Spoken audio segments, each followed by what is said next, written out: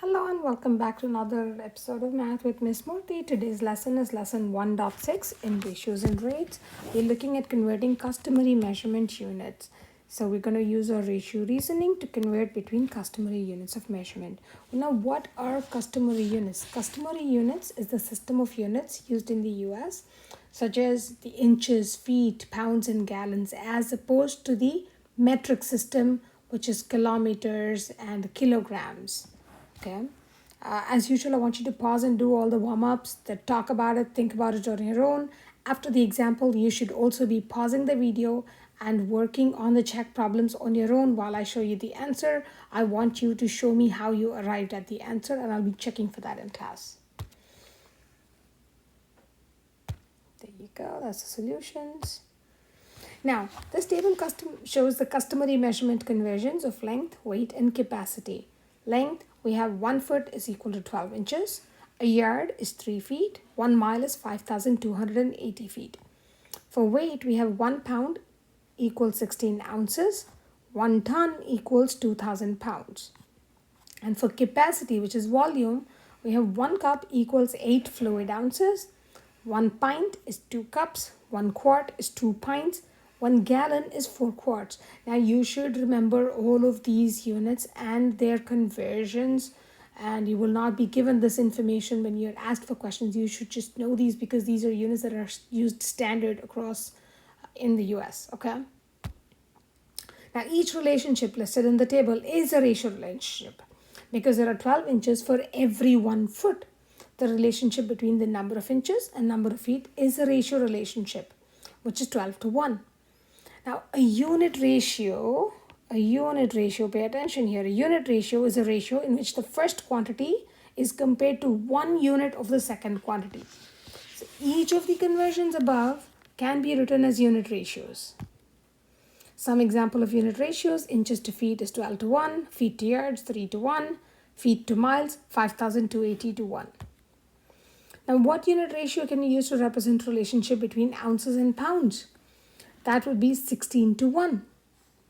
The unit ratio for pints to quarts, 2 pints to a quart, so it's 2 to 1. And between feet and miles, 5,280 feet in 1 mile, so it's 5,280 to 1. As you can see, the page number here is listed on the bottom. You can just follow along on your own, please. Now, we can use reasoning about ratios to convert a measurement from a larger unit to a smaller unit. What do I mean by a larger unit? For example, feet is a larger unit, whereas inches are smaller units. And the numerical value of the measurement is greater when a smaller unit is used. For example, I have 12 inches in 1 foot. Now my foot is the larger measurement, larger unit.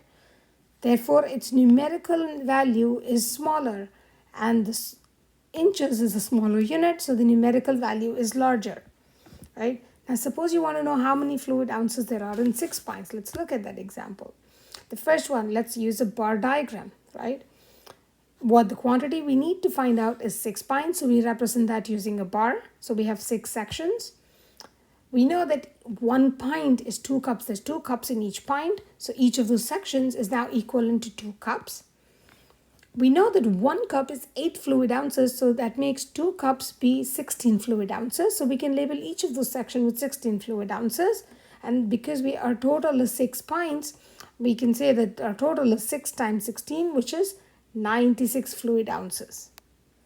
Now let's use equivalent ratios. There are 2 cups in every 1 pint. So our unit ratio is 2 to 1. And if C is the unknown number of cups in 6 pints, we have 2 to 1 equals C to 6.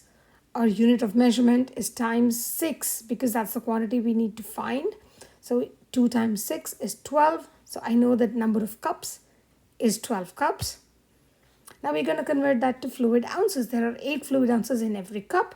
And if F is the unknown number of fluid ounces, our relationship 8 fluid ounces to 1 cup, 8 to 1 equals F to 12. Our multiplication factor here is 12 because we want to go from 1 cup to 12 cups.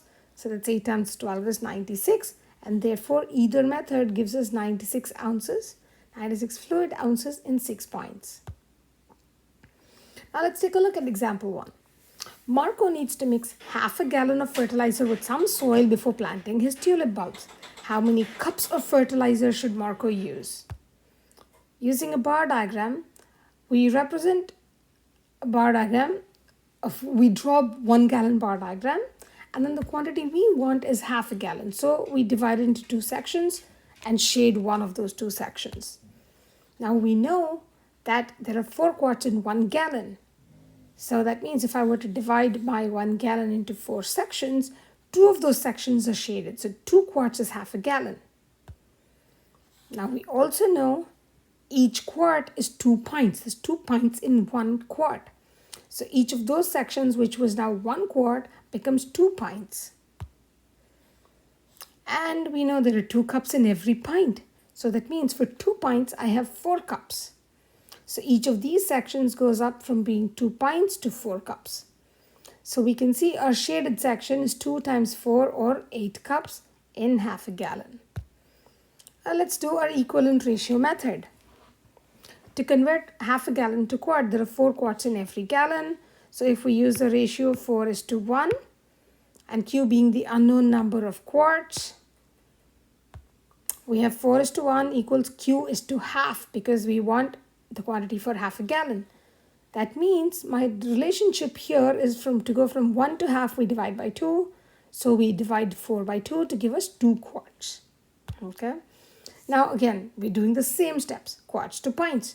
2 to 1, 2 pints in a quart, 2 to 1 equals P to 2, where P is the unknown number of pints.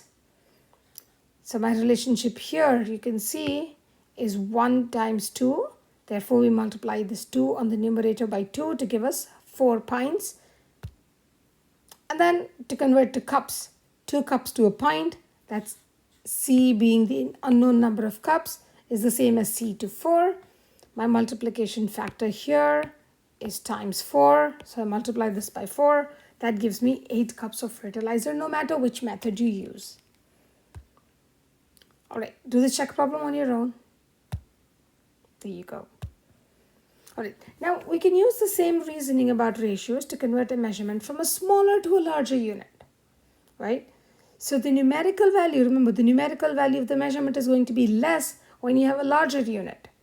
So let's try this one, 24 inches into yards. Using a bar diagram, let's say each inch is 1 bar. So I have 24 such bars. I know that 12 inches is 1 foot. So if I were to select each 12 inches as one section, that's 1 foot and the second foot. That gives me 2 whole feet in 24 inches.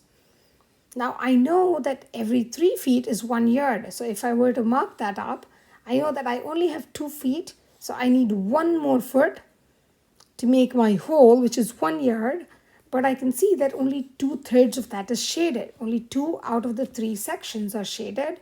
So for 24 inches, that gives me 2/3 of a yard. Let's use the same equivalent ratio method to do the same conversion. I have 12 inches per feet. So 12 to 1 is the same as 24 to F, where F is the unknown number of feet, right? So again, 12 to 24 was a multiply by 2. So I have to multiply this by 2 to give me 2 feet. And then I know 3 feet in every 1 yard, and there are only 2 feet, so the number of yards is 2/3. So either way, we get 2/3 of a yard in 24 inches. All right, let's take a look at example 2.